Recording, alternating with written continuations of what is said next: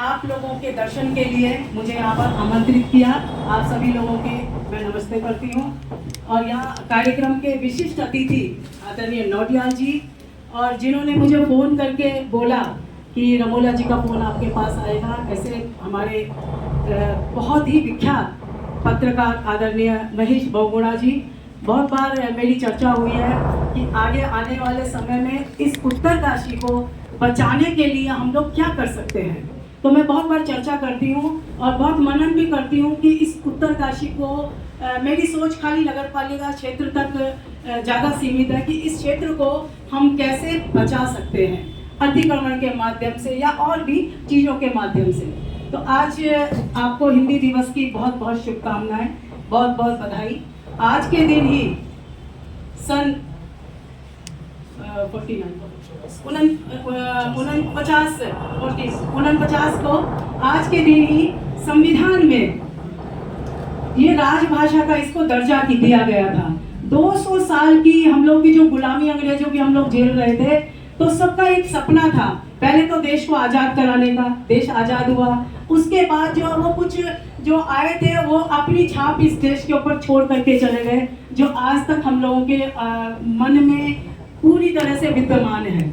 और ये सपना लोगों ने देखा, इसमें कुर्बानियां भी दी हैं। आज के दिन ही संविधान में इस तरह से एक राजभाषा इसको देने के लिए एक प्रस्ताव पारित हुआ कि भाई आज के दिन हम लोगों ने इसको राजभाषा का दर्जा दिया है।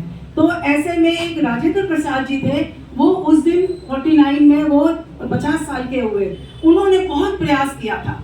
और इसमें जो है बहुत सी प्रतियोगिताएं हर स्कूल्स में कॉलेजेस में प्रतियोगिताएं करवाते थे। वाद विवाद प्रतियोगिता हो गई, ड्राइंग की प्रतियोगिता हो गई, गायन की प्रतियोगिता हो गई।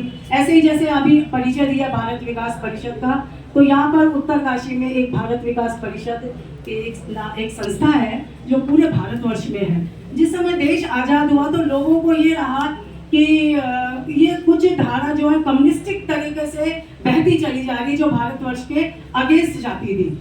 तो उन लोगों ने विचार किया कि कैसे हम इस देश को सुरक्षित रख सकते हैं।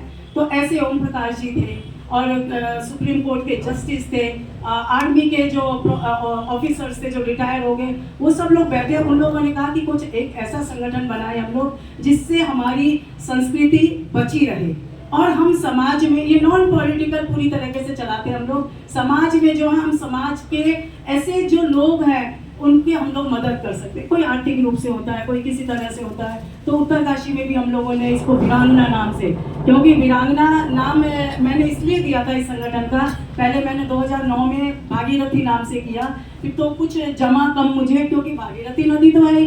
भागीरथ एक बहुत बड़े इंजीनियर थे जिनके प्रयास से ये नदी हम लोगों की जो बन के आई है, बाद में ये गंगा का ये स्वरूप बना। तो मैंने कहा कि मैंने उत्तराखंड आंदोलन में देखा था कि यहाँ की महिलाएं वो वीरांगनाओं की तरह अपने घर का काम करके, अपने बच्चों का लालन पालन करके, अपने बच्चों की पूरी तैयारी करके